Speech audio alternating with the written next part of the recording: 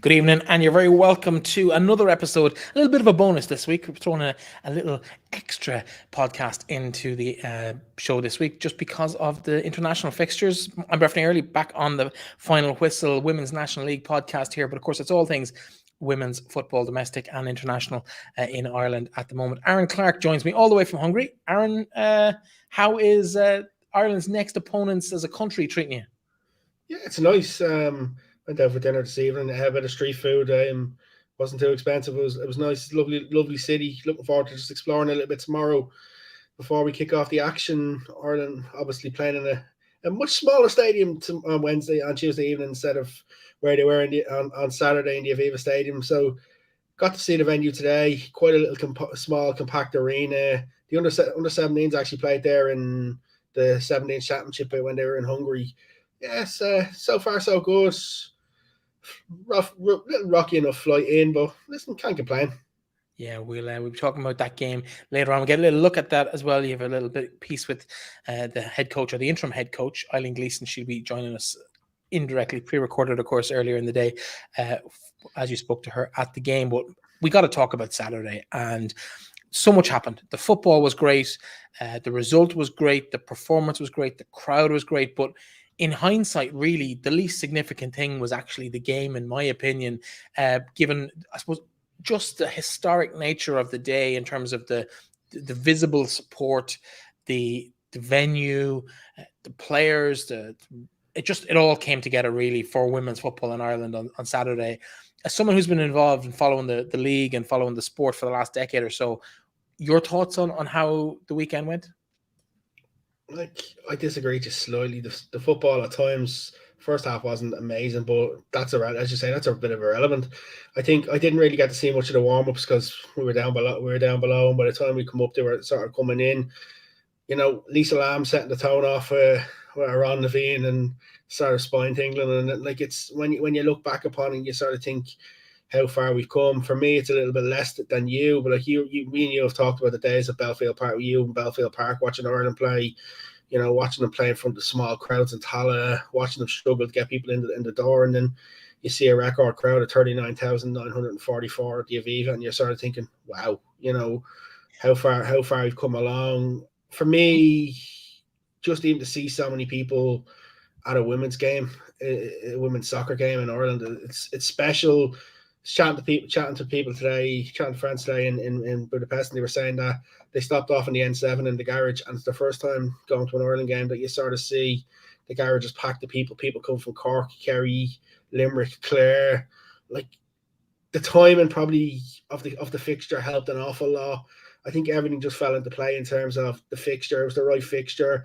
Over 1,000 Northern Ireland fans there as well. Made a lot of racket. Like it was great. It was what women's football needed. We're now putting the past behind us, and we're looking to the future. We're looking to what else can happen.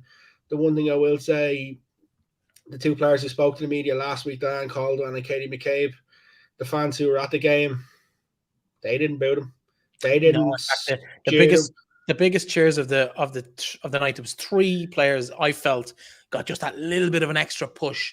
Katie McCabe definitely got the biggest cheer of the night, but the Tyler Toland cheer was significantly large as well, and I think that was fairly evident there. And then Amber Barrett, of course, she just seems to be the popular one. She came on towards the end of the game, and she got a huge ovation from the crowd as well. So, yeah, but that kind of tells its own story, though, right? Yeah, absolutely. And I think everybody was in attendance, and we know Donegal journalist Chris McNulty. You could see how the embrace he had with Tyler in the mix zone after, and you could see how much it meant about him to see her back in the Ireland squad. You could see how much it meant. And listen, don't get me wrong. When she spoke to us after the game, yeah, a lot of her answers were probably predetermined and but you could see the smile that she was back. You could see she was happy. A lot of people started saying the Player of the Match award is it a PR stunt, but the only thing is that wasn't picked by the FAI. That would have been picked by RTA. That would have been picked by Steph Roach and co-commentary. So you can't say that was a PR stunt. But for me, listen, she done nothing wrong. Great to see her back. I just hope she builds on it. Like you look at her last international game was against Montenegro, 2019. It's a long time. She was only she's still 16, just gone 17 at the stage. A kid, had a couple of tough years. Levante struggled to get a bit of game time. Celtic didn't really work out for her. Man City was difficult. It was always going to be. But sort of hoping she comes of age at Blackburn. She started the season quite well so far, and she deserved to be back in the Ireland squad. She wasn't back in there because Vera Pauw was gone. She was back in there on merit for the fact that she's actually played for a club at the start of the season. I think the fact that Vera Pauw was gone probably helped matters as well, though, to be fair. 100% that helped. 100% that helped, but that's not the reason why Eileen called her back. She called her back. I agree with you completely. And that's the thing that I think people need to realize. Yes, you can put 2 and 2 together and get 6 if you want, but there's many different reasons behind it. And like as Tyler said, Tyler never once closed the door on playing for Ireland. She never once says I'm not available. That wasn't her choice. That wasn't hers. And like I think she stood up and put in a decent shift in the green jersey. To be honest with you, she definitely looked nervous. I expect an awful lot more from Tyler tomorrow. Absolutely, I expect an awful lot more for Tyler. She gets more and more comfortable back in that Ireland setup, and like we're delighted to have her back. You know, we've been admired her. You've been talking extremely highly over the last year or so, and like you got to be happy for the girl. Yeah, 100%. She was, when we launched Sligo Rovers back in the day as under 17s in 2018, we had a massive day. We had hundreds of girls in from the local league. Some of them have gone on to play underage with Sligo and are even progressing through to the edge of the senior ranks now. But it was Tyler and Catherine Hyman, who was a local Northern Ireland international. But the two girls played with Science Swifts together. And Tyler came down, Catherine was there, and we had a huge day, and she was phenomenal with these kids. Now, she was barely a kid herself, still in school, 16, maybe 17 at the time, and she just really just threw herself into it. The kids absolutely lapped it up, and they could see her as a role model, someone who was very close to their own age, some of them maybe only 13 or 14 or 12, looking at this girl who was probably like fourth year when they were first year, kind of saying, oh yeah, I could be this girl, this could be me. And she was just so phenomenally good away from the pitch. What she was doing on the pitch was brilliant. I probably agree with you. I'm not sure I'd have given her player of the match 100% the other day, but she was definitely in the mix. But what I was impressed with was just her general play. When stuff needed to happen, anytime Northern Ireland, and it was few and far between, but anytime Northern Ireland got a bit of a run, got a bit of momentum, got a bit of an attack going, it nearly seemed to be Tyler Toland every time that got the foot in and got the ball away to a teammate or win the ball herself. But everything was one touch, just the physical technique. And I suppose that comes from maybe a year or so in Spain. That technical ability was evident, and she, as you said, is going to grow into that position. I think it's great to see her back in, and it was so positive. Even after the game the other day, everybody was all smiles. Kira Caruso she just seemed to be loving life at the moment. She got handed a goal, but she took it so well, and she really seemed to enjoy that moment as well. Before we get on to the actual game, though, let's talk about the other debutant, because Tyler's effectively a kind of a re-debutant after 4 or 5 years. Do you want me just to drop out here because I know you're going to give me awful abuse? I'm not going to give you abuse. I'm beginning to get the taste of humble pie myself, and I want to dish it out a little bit of that. Caitlin Hayes, I've been talking about her for about a month. We've been featuring her on the website Final Whistle. We've included her in the Irish eligible players. Before I go any further. Yep. Have you taken the English flag away from Final Whistle now that she's declared for Ireland? It was never there.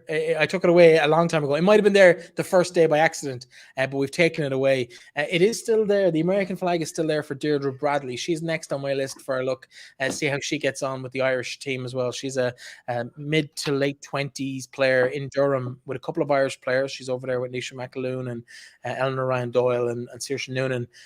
So we're seeing some of those girls kind of on the fringe of the Irish team, and I wouldn't be surprised to see Deirdre maybe get a look in at a squad in before the end of the Nations League. I think she's impressed me, or at least her stats are impressive, and I think she might feature for the Irish team in the coming weeks and months as well. But I suppose I'm gonna play devil's advocate here, just on Caitlin Hayes. Okay, yes, she had a good game, but no disrespect, Northern Ireland were a poor side. Yeah, and I really like. She was very cagey for the first 10 or 15 minutes. There's a couple of stray passes. There was a couple of poor touches that almost got her in trouble. But as the game developed, I think she progressed. And I think I know what you're going to say, but I think she's going to grow into that role, and she's a potential replacement. With 3 Asian centre-backs, don't forget, all in their mid-30s. I think she was massively nervous. And there's nothing to be. There's no like you and I both were speaking to her after the game, and like you could get that sense from her that it meant a lot to her. You know, you could get the sense that like the problem is, and I've said this before. I said the question that needs to be answered is: we've seen the last three managers sort of focus on elder players coming in on passport rules. You know, is that a detrimental impact to the Women's League of Ireland? How are we going to sort of keep the players at home engaged if that's going to happen? But that's a question that has to go to the FAI. Caitlin, listen, she talked the right thing. She said in the press in the press post game that she'd been trying to do it for a while. So was Aviva didn't want her? What was the delay? Why was the hold up? What happened? There's a number of questions there that people probably want answered. I think that's just the cynical side of people that, you know, they want them questions answered because they think, is she just coming in because she thought she might have got to a World Cup? But listen, she never got to play in a World Cup. She wasn't selected for a World Cup. So for the fact she actually come in off the back after the World Cup, it's up to her to sort of prove that she's good enough to be there. Saturday was a step in the right direction. She probably could have been in the reckoning for player of the match as well. She should have probably. She said to us she was devastated she didn't have a goal. But the one thing I took away from it, and I tried to probe a little bit with her, is about being in the squad and being called up. And, you know, she talks about being a privilege. She talked about the fact that she'd have been a water girl and she'd have been happy to be a water girl to be involved with Ireland. I think, to me, you don't hear an awful lot of players sort of talk like that. You don't hear players sort of say like that. You know, players normally say, oh, I'm happy to be here. I'm happy to this and happy to that. For her to say, listen, I'd have been happy to be a water girl just to actually be involved. I think that in itself is probably an indication of how much it means. Where she was talking about her family side of things, and like, listen, the jury's still out in terms of is she going to be a really, really valuable player for Ireland? But we won't know that until we play better opposition and then we see how good she really is. But when it comes to debuts, she probably couldn't have asked for anything more in terms of her debut. She had an opportunity at one stage. The goal, she had a header. She had headers throughout the entire game. She was so deadly from set pieces. But that one header, goalkeeper makes a great save. And then, of course, it is the corner from that header is the one where Lucy Quinn gets on the end of a poor clearance from I think it was Rachel Furness. Gets a head out, doesn't quite get enough on it. Lucy Quinn hits it from the edge of the box, and Furness's toe just takes it past the goalkeeper. Listen, it's a bit of good fortune, but nothing that Ireland didn't deserve. They really were the better side on the day, right? The problem is Breifne, is if Ireland had been as clinical as they should have been, they win that game 6-7-0 easy. The fact they went in 1-0 at half time, like there was times they were trying things that wasn't working at all. The problem for Eileen is how do you make changes so quick? She brought a couple of different personnel in, like making changes. People talk about wanting attacking systems and stuff. Like, we all want Ireland to play attack and we all want Ireland to go. But to do it so quick, it was probably unrealistic for people to call. There was definitely better signs of attacking. Do I think we need to bring the game to these sort of teams a lot more? Yes, absolutely. I think we need to sort of drive at the teams like that, drive at the likes of Northern Ireland even more, and sort of should have had them dead and buried before half time. And then the second goal, listen, Ciara Caruso doesn't give up. I think that's a sign of a good striker and a striker in form, that she makes that gamble. But the keeper, and what the keeper is doing, I don't know. I want to ask your opinion on Ciara Caruso, because the first time you'd probably got to speak to her. Yeah, definitely the first time I spoke to her after the game. Great character. As a player, I really like her application. Is she going to score 30 goals in a season? Probably not. But she's no more than Caitlin Hayes. She's good in the air. She's really good at reading the game and building the play and creating opportunities for herself and those around her. And then when they are provided to her on a plate, like the second goal was the other day, she absolutely nailed it, and there was no mistake even from 25 yards into an empty net. It can be easy enough to miss those as well. Afterwards, as a personality, I brought it up in the press conference with her, and she kind of fumbled in it.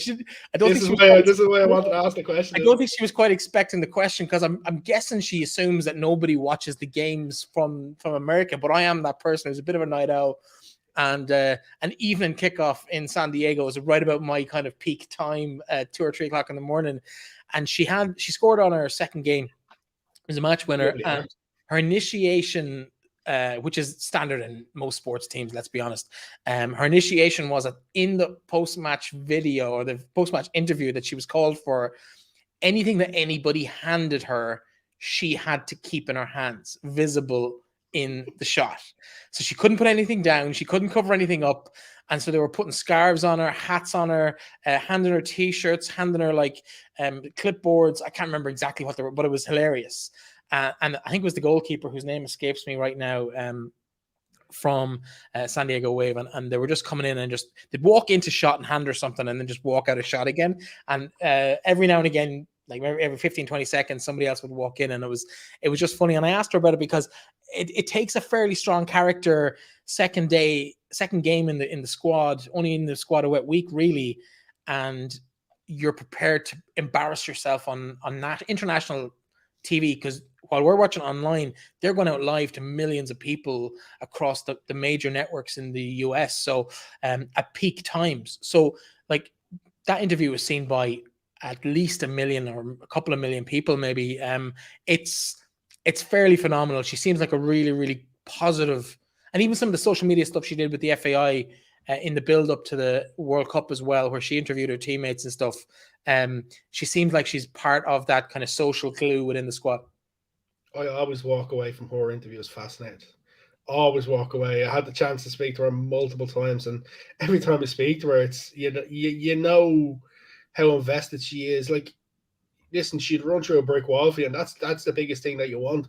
Problem with Ireland is Ireland have never had someone who's going to score 20, 30 goals in the season at a really, really, really high level. We've had it National League, but we haven't had it where we've seen it abroad, saying the I'd argue WSL. Fiona O'Sullivan probably delivered to a small degree on that. Listen, if Sarah Lawler doesn't have the knee problems, Sarah Lawler probably goes down as one of our greatest all time internationals, in my opinion. Yes, Olivia O'Toole. Listen, Olivia O'Toole. I love Olivia O'Toole. Olivia O'Toole is an icon. If Olivia O'Toole was playing in this day and age, I've no doubt Olivia O'Toole scores buckets of goals, and she does that. Like, for me, the fact that 3 different goal scorers, 3 different ways of scoring, the way the goals are scored as well. Lily Agg took her goal very well. I think probably her first or second touch in the game. She wasn't long onto the field either. And like, for me, you could see even, like, the funny thing is the Lucy Quinn goal, she doesn't know what she's doing to celebrate. She's sort of a bit, what am I going to do? First goal at the Aviva. Sort of got Kira Caruso. Like, you could see how much it meant to Kira, I think, because Kira was very good for Ireland in the World Cup. Probably Ireland's second best player, in my opinion, behind Rusha Littlejohn for me. Okay. I think Katie was good in the World Cup, but I think Rusha was probably one of Ireland's best players in the World Cup. Top 3, 4. Katie's definitely right up there. But like, for me, you could see how much it meant to her, just the fact of getting that goal. And then when they get the third lap of honor, say thanks to the fans, like, it worked out well in the end. Would we like to see more goals? Obviously, of course we would. Would we like to see more clear-cut chances? Yes. But when your defence has very little to do in a game, your goalkeeper has a pretty much... We haven't even talked about clearing the ball off the line, like, or we might have earlier at the very, very top of the show, but they cleared the ball off the line, like absolute certain goals twice. Once early in the second half when Kira broke through, goalkeeper smothered it, but it was still going into the back of the net until Demi Vance came in and cleared it. And then the one in the first half, I think, is probably the one in the first half was phenomenal. It was absolutely phenomenal. I think it was Rebecca Holloway on the line. It was. Yeah, clears the ball. And how she kept that out, I have no idea, because it was a powerful effort. It should have gone into the back of the net, and it didn't. And so Northern Ireland probably rode their luck a little bit on that respect. Didn't really create much in the way of a clear-cut chance, really, through the 90 minutes. I can't really remember them ever looking like they were going to really threaten. But Breifne, we're being a little bit critical here, right? Which we probably have to be in terms of nitpicking at stuff. But if I just said to you at the start of the day, listen, Ireland are going to win 3-0, clean sheet, front of a record crowd, we just said, yeah, happy days, let's move on. We'd have taken it out. I don't know if I would, and I think that's the level that I think these girls are capable of, because I think, like, they're getting an awful hammering in the press, not so much in the last 3 days, but they're getting an awful lot of hammering in the press over the last 3 months. Since the Vera Pauw stuff came up and they've really kind of refused to back her. And we all kind of, anyone who's involved in the game knows why that's happening. It's very evident if you're any contact in that environment at all, you're hearing stuff, you know stuff, you've seen stuff before. It's nothing new in the women's game.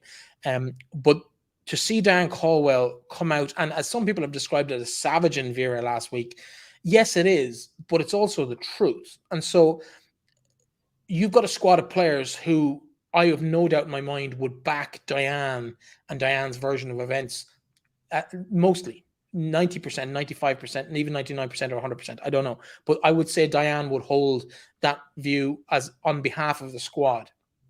And you've got a group of players that are prepared to go out in public and say, we're better than what we're delivering. We're better than the supports around us. Give us more help. Give us more support. Give us better people around us in the key positions, and we'll deliver. And then to go out and actually deliver that, I think that's huge. If I was coaching at that level, that's a dressing room I want to go into. And you talked last week, maybe it wasn't you, maybe it was somebody else, talked about why would you want to be involved in that squad? I'm seeing a lot of that on social media. Oh, listen, come here. That's the squad I want to be involved in. Prime time to come into the squad. The thing is, and I was saying this earlier on when I was having conversations, the next generation of young kids who are coming through are much better. Like, you look at the Hannah Healy's, Jess Fitzgerald, Ellen Doolan, the youngster in Athlone, her name's just escaped me, made her Ireland 19 debut the other day.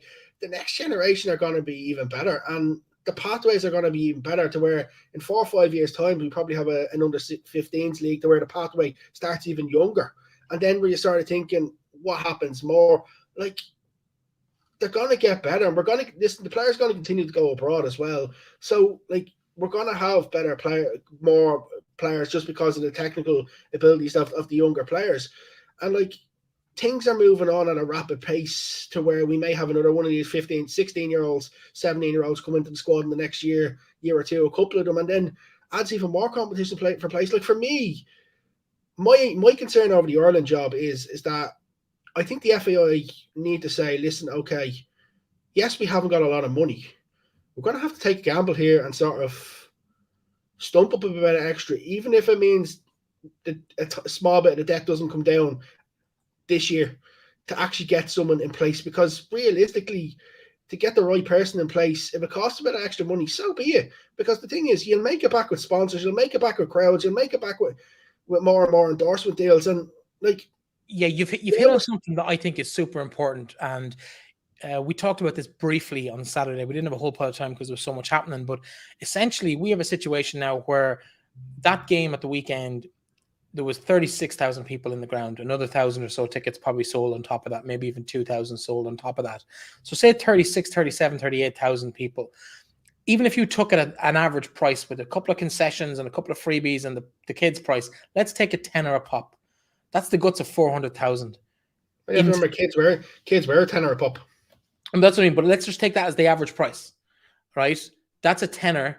38,000 times is just under 400,000. So let's say 400,000, because the average price would have been slightly higher than a tenner. So 400, maybe even 500, but let's go with 400.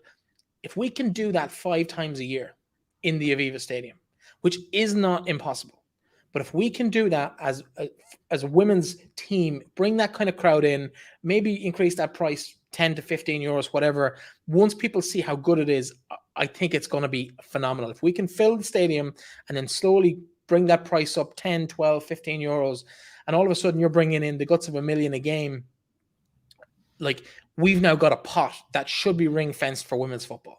It should be going to the underage international teams. It should develop the underage leagues in the League of Ireland. It should go back into I'm not going to say the clubs, and some of our listeners will go apoplectic when they hear me say that, but I think it needs to support the clubs. So it needs to go into grants for facilities. It needs to go into grants for coaching, and maybe even centralizing the coaching contracts within the FAI. It needs to go into centralized international players contracts, centralized scholarship programs, and keep it within the FAI in terms of the ownership of these programs and the control of the money. Because with all due respect to a lot of the people involved in the league, and particularly in the League of Ireland, and not current, but over decades, they don't really manage money well. I'll go on record here and say this, that I wouldn't give the clubs the money, because the clubs will just go and spend. The clubs will just go and spend it. They'll bring in players. They'll spend the budget as quick as it comes in, and then what happens then? The money's gone. You need it for something else. Like it needs to be careful, and that's why I've said it multiple times the last number of months. We need a new strategic plan for women's football, 100%. where grants are involved, everything is involved, everything's on the table. I think consultation needs to happen with every stakeholder, clubs, media, government, everybody, and to see how we can all align to bring the league forward. Because realistically, it needs to come forward on all them levels. If it doesn't come on forward on all them levels, things like advertisement, things like numbers at games, things like, to me, we've had the conversation, and I've had the conversation with people in Shelbourne in particular, because this is where I had the main conversation about ticket prices. And you're of the opinion, and I agree with you, is that people have to be paying for a product. You can't just hand it to them and say, here, because that doesn't work. Because, okay, they might come once, oh, that's free, and we'll come.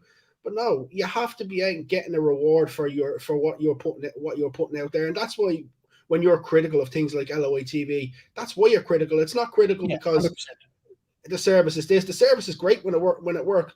The commentary is sometimes okay. I understand where you're coming from, but we need to have that product to be able to step forward to the next level. That's something that's probably holding us back as well. I think on LOI TV, and I'm glad you brought that up, because it's just too biased for it to be a viable commercial product. It's run by supporters in terms of the commentary. It's whatever club official or club reporter or media member of their team or somebody associated is available. And sometimes I kind of feel like it's a tick box exercise for some of the clubs. They've got someone who's ticks the box, something else I don't have to worry about on a match day. That's grand, but it needs to be a viable product. You need to sit down with it, and I think this needs to happen at FAI level and LOI TV level. And by all means, keep the commentators we've got. There's some really, really good people in there, but we have to reward them for their work and their effort, because there's no incentive to go off and do any research or to know anything. Like I talked last week about specifics about certain people, and probably unfairly picked out one or two people specifically, but I know that there are people who've commentated across both men's and women's games, and they've told me to my face, I put in a load of work for the men's games. I researched the two teams, and I have a whole load of notes when I go in.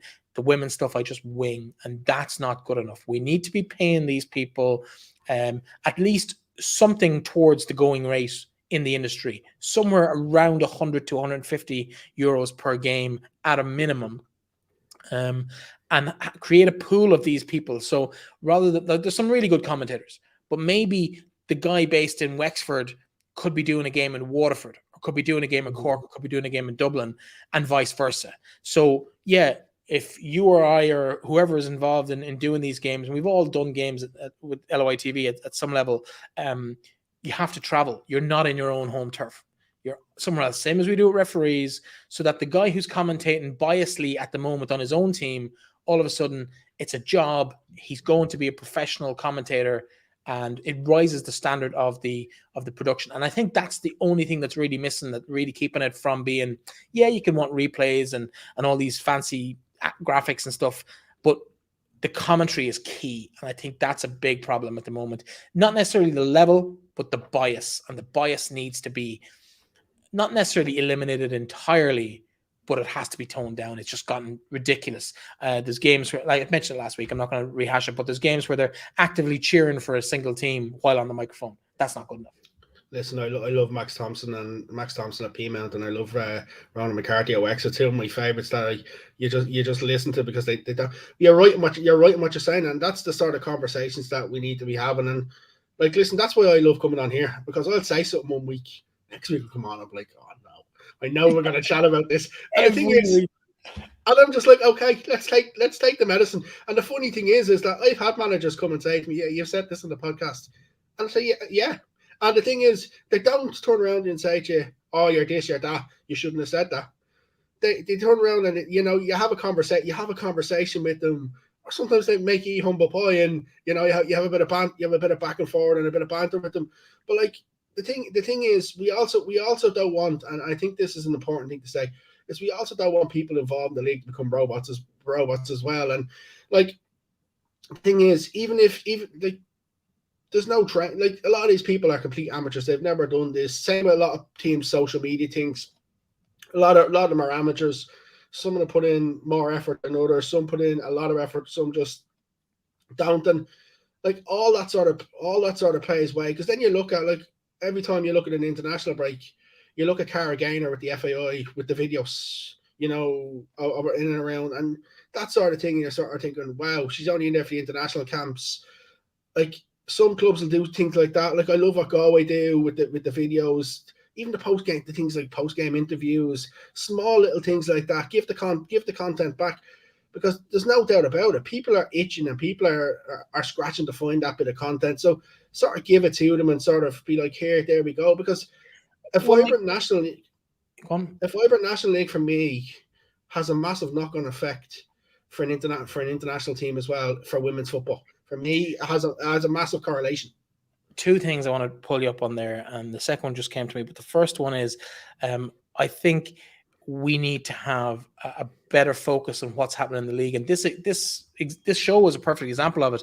There are times when we started out here where we barely got, sometimes even double figures watching the show in a week. Now we're averaging somewhere in the low four figures. Like, we normally have a 4-figure audience by the time the week is through, in terms of people watching us on whatever platform it might be, whether it's on Twitter or YouTube or on our website or Spotify or whatever. When you add it all up, it might look small in each specific location where you're watching us right now, but it does add up. And like 1,000 people plus every week watching this show is huge, because they're the people who care about this league, and it's growing exponentially. The World Cup pushed us on, and in terms of numbers, and it's going to continue to grow as we cover more and more of the games throughout the thing. But when we look at the National League and the impact it's had, and there's no doubt, you talked about the technical ability of the players coming through.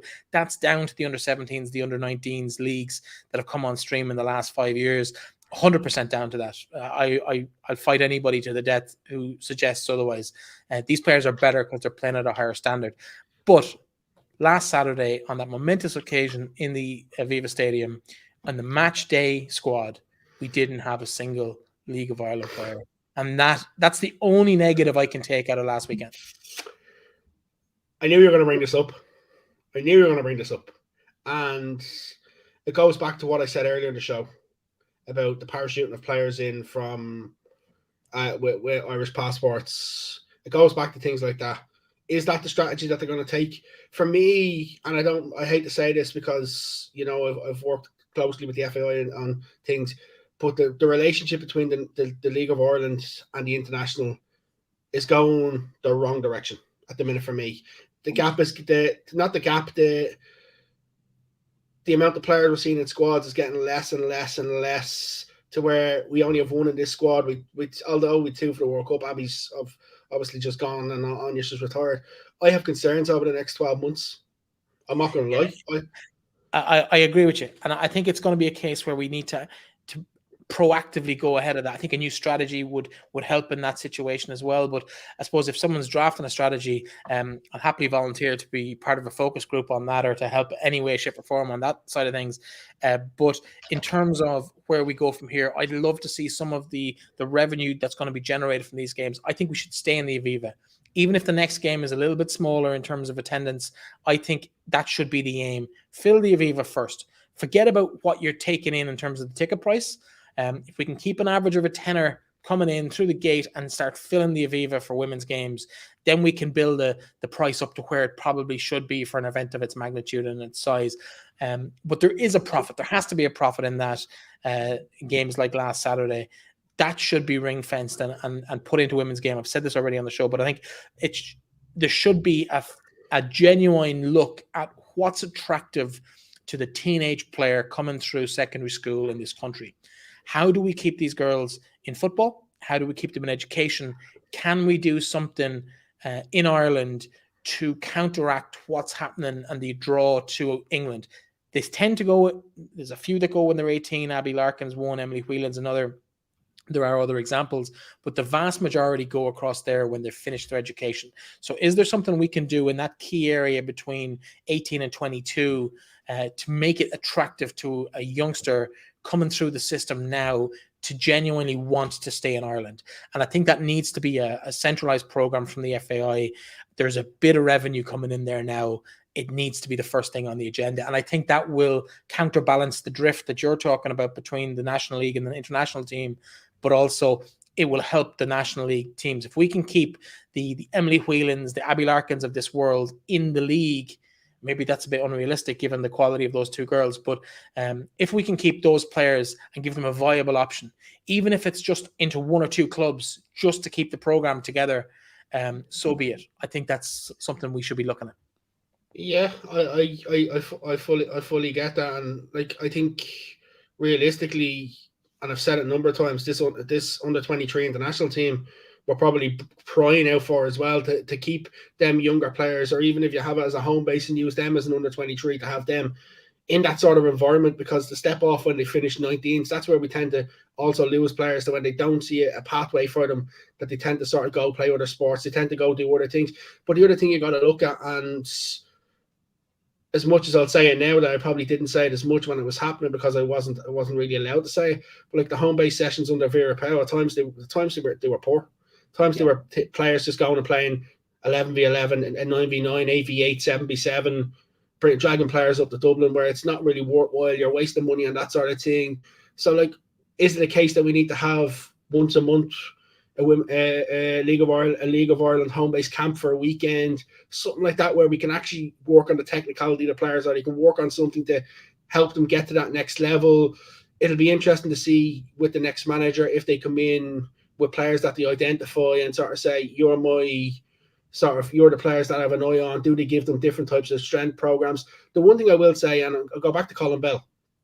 Colin Bell was a nutcase in terms of his ideology, and listen, you could sit and have a conversation with him and you get on great with him. But the one thing to Colin Bell's credit is Colin Bell knew every player in the league, where they played, what they were good at, what they were bad at. And that was down to the players who were playing in the team, who were finishing bottom of the league and being beaten out the door every week. He knew every player's ability, what you could do well, what you couldn't do well, what you need to work on. And he met regularly with the clubs. And it all stems back into your ideology that we need to have something centralized. We need to have something to attract them players. We need to have a better communication between the clubs and the international departments all the way around across the board, to actually make sure that when we're doing things, that we're pushing the players on both here and abroad to get the best out, to get the best for the players, and to help the players grow and continue to push on. Because I don't want to see a National League. I don't want to see it go down the same route that we see with the men, where we're struggling to see players in the international squad, because that's not good for the league here, and that'll never help grow the league. Women's football is completely different than men's football. That'll never help grow the league, and the league will just stay the same way it will, or it'll just go backwards. And yeah, but I think you've spoken with the 23s. I disagree with you on the 23s, to be honest. I know why you think it's a good idea, but I actually believe, and this is coming from, I suppose I'm biased in some respects, but I spent the best part of a decade in university sport as a volunteer and as a full-time member of staff in what's now Student Sport Ireland. And I think that's the opportunity. We look at these girls, because these girls are not going to, even the ones that make it, you make it to the Abby Larkin status where you're getting a big move, or to Katie McCabe. Katie McCabe is not going to be able to retire at the end of her football career and do nothing for the rest of her life, like most professional footballers and male equivalents in her position. Just to stop you for a second, because I know where you're going with this, right? But my problem, and the reason why I don't agree with what you're going to say here, is because there's no pathway to actually get all these players at this young age to go into universities and stuff like that. If there was a pathway, the idea of having a universities team and playing regular university games is brilliant. But the problem is in order for them to do it, they need to have that pathway. At the minute, you've got some colleges offering more than, or offering things that others can't, and there's no. But I'm talking about a centralized program. I'm talking about a centralized program where you pick one university, put all the players in it, and even it's probably going to have to be a Dublin-based university. You put all the players in it. It's a full-time. Could be IT Carlow, of course, but yeah, it could be wherever it is. There could be 2 or 3 programs, but that these players would then go out and play with their clubs at weekends. So you would assign them. So you might have 15 or 16 girls in the program. Every club gets 1 or 2 of them. And if you have to artificially improve the league by putting 2 into Treaty and 2 into Sligo and 2 into Cork, so be it. But you will raise the standard of the league across the board, and manage it in the same way as the IRFU manage rugby. I think they do quite a good job at making sure that players get opportunities to come through, players get opportunities to get game time when they need it, and manage their workload and kind of play in when they can. But anyway, we could talk about this all night. We are running out of time. This was meant to be half an hour. We're already 40 minutes in. We haven't even mentioned the fact that the game is on tomorrow night at all. Maybe let's hear from Eileen Gleeson just ahead of the game tomorrow, and we can hear what she has to say, and we'll come back after that. Here, a little over 24 hours before Ireland's next game in the Nations League. You've had a bit of time to reflect on Saturday. What's the overriding emotion when you've looked back at the game Saturday? Yeah, I mean, Saturday was a historic day for women's football. We were really happy with the girls' performance, thought that they applied what we'd worked on in training really well. So yeah, really positive about the experience on Saturday. In terms of the quick turnaround, it's never easy having to sort of leave the country straight away to play another game a couple of days later. Have you been able to work on much in between, or has it just been more on the tactical side of things? Yeah, I mean, look, the first priority is rest and recovery, then to have the players fresh for today and tomorrow. So that's really where the emphasis has been on. And yeah, we've been working on our stuff in the background, so we'll be ready and prepared for tomorrow. It's a small stadium, quite compact. Have you had any conversations with Colin O'Brien as well, as considering the Ireland 17's played here recently? No, I mean, look, I think it's a great stadium, beautiful pitch, nice and close. So we'll be really looking forward to getting out there. As you can see, it's a great stadium, and we have a training session today, so we're well prepared for the pitch. How do you sort of plan ahead for this sort of game? Because all the expectations on Ireland, everybody's expecting Ireland to, how would I say, drive the attack to the opposition. How do you sort of plan for this game? Because we've been used to a lot of times where Ireland have sat back an awful lot more and let the other teams come to them. Yeah, I mean, you always consider the opposition in your preparations, but what we're trying to do is embed our own principles in now with a couple of changes to the team going forward. So that's what we'll be focusing on, while factoring in the strengths and the areas that we could potentially work on against the opposition. But we're not focusing on expectations, more focusing on what we need to do to make sure that we come away with the 3 points. Everybody says 6 wins out of this group are a must. Games like this is probably the tricky ones when you have to come away from home to an opposition who may just well sit in. Like, when you're looking at planning for these sort of games, do you make much adjustments from the Northern Ireland game, because they're quite similar in terms of level of ability? Yeah, I mean, there's 2 things for us. Continuity and keeping the same 11, or decisions around what's the best 11 to play a particular opposition. So we have to consider all of those aspects and then pick the best 11 that we think for that game. In terms of the game tomorrow, what are you expecting from your side? Because obviously there was elements of very good Saturday. There was elements of areas that you could see they were trying things, and there's areas that are there for improvement. What are you expecting from Ireland tomorrow? I'm thinking, we're expecting that the girls will go out and play to the way we want them to play. Bring in the principles that we're working on, and yeah, ultimately we want them to come away with 3 points. And a fully fit squad? Yes, fully fit. Everybody to select from, so all good. That must be nice though as well, because this campaign, although we've seen Rusha come out and Izzy coming in, there hasn't been many chopping and changing, where some campaigns you've seen where there's been multiple changes in the week of the game. That must be nice. Of course, it's nice. I mean, we had a lot of chopping and changing before. The initial squad selection, as you know, with people with injury, players picking up injuries. So it's nice to be settled, and it's nice to have a fully fit squad to select from for tomorrow. With Saturday out of the way, you can now put your head down and sort of concentrate even more, because there won't be a massive Irish crowd here tomorrow. Like, for you as the coach, like, what sort of things do you put in place to make sure that the players stay as disciplined, stay as how would you say, attack minded, or focused on the results?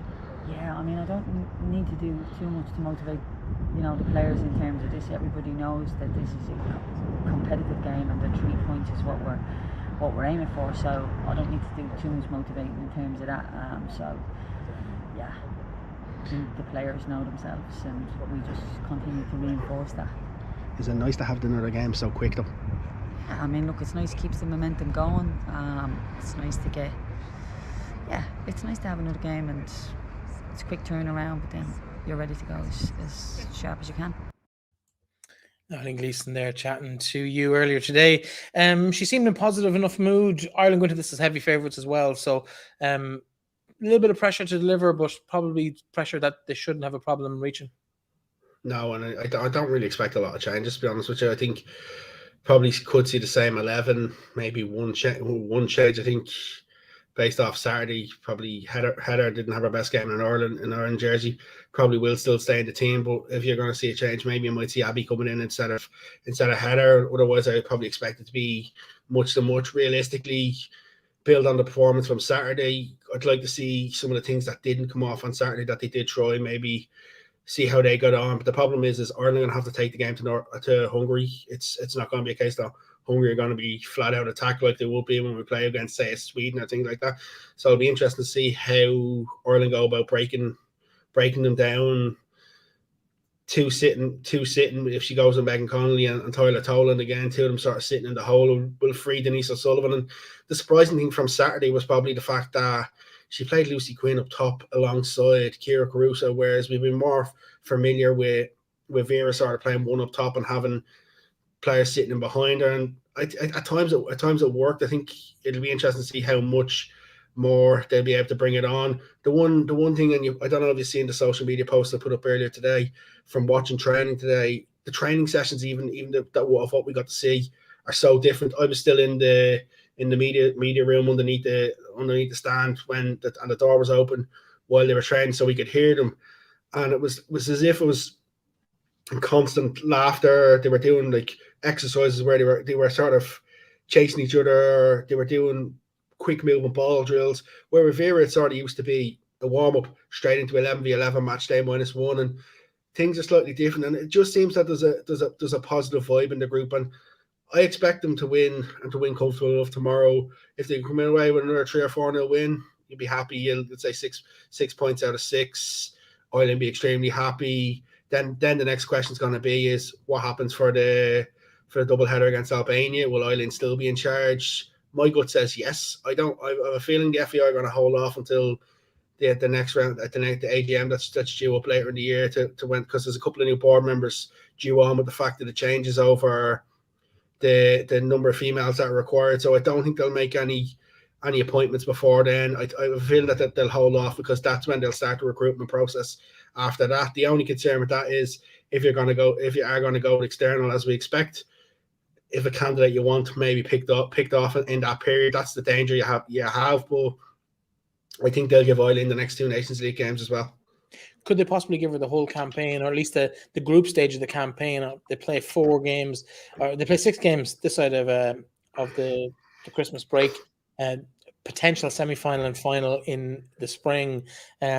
Should they just give Eileen those 6 games and have almost an announcement of who the new coach is going to be at the 5th or 6th game, and have them there and kind of give them then that 3 months lead into a potentially what we would hope to be a semi-final in this competition? It wouldn't be a bad show. It wouldn't be a bad show at all. Realistically, I think from an Ireland viewpoint, they probably just need a bit of continuity at the minute and a bit of just to get the shackles back off them and just to get back score and back winning constantly after the World Cup. Like, what damage does it do? Not sorry, that's the wrong word to use. What does it do to give Ireland the 6 games? It doesn't do anything. It buys them more time. That's what it does. It buys them a lot more time. If as I suspect they want to hold off, realistically, if it's after the AGM, it's probably going to be November before we see a recruitment process starting. And you have to think the Hungary and Northern Ireland game, I think they're the 1st and the 5th, or the 2nd and the 5th of December. So they're early December as well. So it's not really that much time. Maybe I think this Sunday we're the 1st of October, and like it's only really 9 weeks then till between that. So it's not a long period. But the one thing I do suspect a lot of people, there will be a lot of interest in this job. One person who a lot of people probably thought might have been interested in it would have been Liverpool's Matt Beard, but obviously he's just signed a new contract with Liverpool in the week and didn't suspect he would leave Liverpool. But like it'll be interesting to see who applies. I think the package they offer is probably the key thing to how many they do get to apply, but there's no doubt they'll get a lot of strong candidates. I just want to pick up on something you said a little while ago about, raising the ticket prices and stuff like that. I'm going over to watch, and I don't talk about WSL much. I'm going to watch a couple of WSL games this weekend, and the ticket prices, like I paid £25 for some tickets into watch Arsenal's women. I paid something similar to watch Chelsea's women, and that's because they've been able to, over the years of the hard work, to actually put a proper value on their tickets. And I've no problem paying the money that I paid for each ticket, because I know it's a value for money, and that's the sort of thing that we need to be aiming for. We need to be ambitious, and like, this is where, if Ireland can keep winning, you'll get the ball rolling. It's not long till them games it's not long till that Hungary game at home. It's only what, 4 weeks on 4 weeks or 5 weeks on Thursday. So it's not the Albania game. Sorry, it's not a long time. And then the Hungary game comes around another 5 weeks later. So there's not a lot of time. It'll be interesting to see what the FAI do if they stick with Tala. I think they'll stick with Tala for these games, but I wouldn't be surprised if next year we see 3 or 4 games in the Aviva. I think they need to gamble. And it's not that big of a gamble, as Saturday proved, but I think they need to gamble on the Aviva Stadium for the next 2 games as well. I think once you've made that leap, I think it sends the wrong signal if you go back. And I think even if the numbers drop slightly, if we can get 25,000 people, go on. The only caveat is the games, the next 2 games at home are both Thursday nights. That's the only thing. Yeah, that's the problem. Whereas if the Saturday worked perfect, that's where I think the risk is a bit big, because you won't get them people traveling from that you may have traveled. Like, again, I'm going to throw a spanner in the works here for you, right? Could you imagine? I don't know if, obviously, the venues haven't been set yet. The times might not be set either. But why wouldn't that game be played at 2:00 in the afternoon, 1:00 in the afternoon, and have every schoolgirl in the country, school trip from every school up? Breifne, class. You've just actually said something to me there. If I'm not mistaken, that's the Halloween midterm. Even better. But it should be every club, every school should be organising a trip up to that, because I think I got a buzz. You talked about spine tingling, the Lisa Lamb performance at the weekend. I have to be honest, never quite got it on the TV, got it on Saturday. It doesn't translate properly, in my opinion, on TV. You have to be in the crowd. It's not Lisa Lamb spine thing, but for me, even just seeing Katie McCabe walk out the tunnel, I think that was enough for a lot of us to say, okay, wow, and sort of take a moment to because the thing is, we were looking around the stand 15, 20 minutes before kickoff. You're seeing so many empty seats. But then again, as Irish tend to do, as it got closer and closer and closer to kickoff, them gaps were starting to fill more and more and more, and you just look around and thinking, what am I doing here? What is going on? This is unbelievable. And like, it fills you with unbelievable pride. And like, you compare it to tomorrow night, there's going to be about 1,000, if even, in Budapest in total for the game. And it's mad to think they're probably where we were at the end. It's probably the tail end of John Delaney's tenure at the FAI to compare, and it's mad when you look at things like that. But you're right in what you're saying, and I think we need to capitalize on momentum. I think that's the biggest thing, is capitalizing on the momentum and actually continue on that upward shift, because the opportunity is here.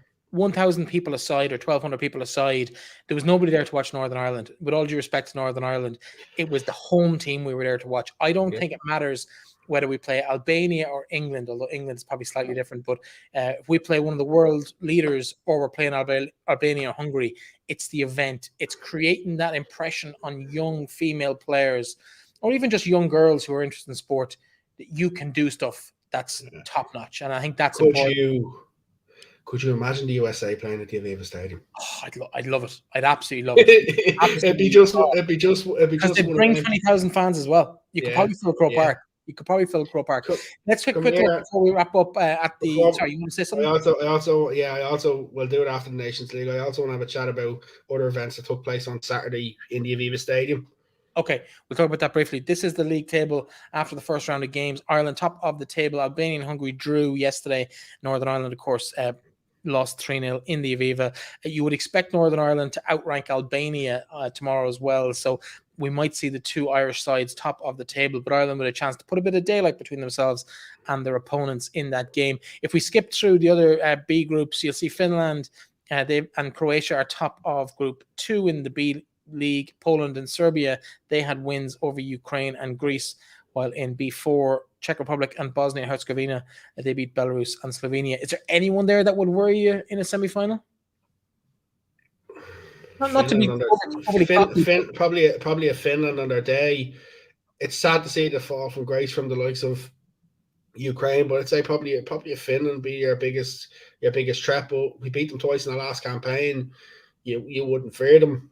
Yeah, probably they probably something like that, or Bosnia probably be the biggest threat. But listen, getting out of Group B is probably the biggest thing. Actually, there's one, Belgium. Actually, that's Group A. That's I've gone to Group A now. Just to quickly run through it. Belgium and England with wins on the opening day. England beating Scotland 2-1 there. France beat Portugal. Austria and Norway had a draw in Division A3, while Denmark and Iceland, they both wins. Denmark beating Germany. That's probably the biggest win of the weekend, really, in terms of surprises. Germany really have fallen off a cliff in terms of women's football in the last 2 to 3 years. I remember watching Germany against Denmark in the Euros in Brentford, and Germany could have scored 7 or 8 on them that night. And it's just to think it was only 2022. It was literally 18 months ago. And how times have changed. Final group in Group A is Spain and Italy, top of that from Sweden and Switzerland. We won't delve too deep into that. If you want to go and look at all the results and fixtures, you can on finalwhistle.ie. You want to talk about other things? I'm guessing, and you talked before you do. I want to try and preface what happened at the weekend. It was lovely going up. You talked about the bodies that were around the petrol stations as you went up and down the country. I made the journey up about 2 hours up from Clarke just in County Leitrim, and stopped at the Apple Green on the N4. And as I was walking in, bumped into Julianne Russell, and she was there with the family. And it was just, I almost didn't recognize her, because out of context, carrying a baby, it's not how I would picture Julianne Russell, but it was just nice to kind of stop and have a little bit of a chat, get introduced to family and stuff, and just kind of catch up. I haven't spoken to her in a long, long time. But she was going up for a CAPS presentation, which I'm guessing is part of what you want to talk about. Yeah, absolutely. I think it's great to see every player getting the free cap of being awarded, but not the free cap, being awarded with a cap to celebrate the 50th year. The LM players got 2 free tickets to the game. Like, you see many icons. I left the Aviva Stadium a lot later than yourself on Saturday, and there's a bunch of them just coming out with the caps and the bag in hand with the caps, and you just look back and to think they celebrated 50 years anniversary of the first women's game. To think how far we've come, I just hope the next 5 years we take the next step, because realistically we can come as far we have in them 50 years. In the next 5 years we can come that far again, and I just I think really so. hope. The future is super bright. Sorry to cut across you, but the future is super bright. And you're talking about 50 years. I don't even think you have to go back 50 years. My involvement runs at about 10 years. 20 years. My involvement probably a bit more than 10, to be fair. But my involvement runs about 20 years. And I remember games against Sweden that were played up in the amateur league, up in the Oscar Traynor Road. No seats, and you didn't need any seats. There was less than 100 people at the game. And there might have been slightly home-based selections or whatever, but that's the level we were at. Moved into Richmond, Belfield, 150, 200 people to Richmond Park. Before you go Belfield, Baldonnel. Oh, I'm sure. Who made a debut in Baldonnel? There was a big senior international made a debut in Baldonnel. Reached 100 caps this year for Ireland. Oh, well, that has to be Nifahi, right? Yeah. No. Yeah. No, Baldonnel. Listen, I managed St. Francis in the Champions League. I like Baldonnel. I have happy memories there. It was short, but a very, very sweet period of time. It's a great little venue, but it shouldn't be hosting international matches. It's totally not suitable. It wasn't then anyway, whatever about now, but that's the level. And if we make that same trajectory in the next 5 years, selling out at a reasonable ticket price, selling out the Aviva for competitive games is not beyond the realms of possibility. And I think the FAI need to invest the money in the promotion and really make it attractive to today's tween, like 8 to 12-year-olds, and get them in the ground. Yeah, you're not going to make money off them for a decade, but in a decade or two's time, they're going to be the people who are making sponsorship decisions. They're running clubs. They're playing. They've got support. They can buy tickets. They can buy jerseys. They can come and support games away and support the team in that way.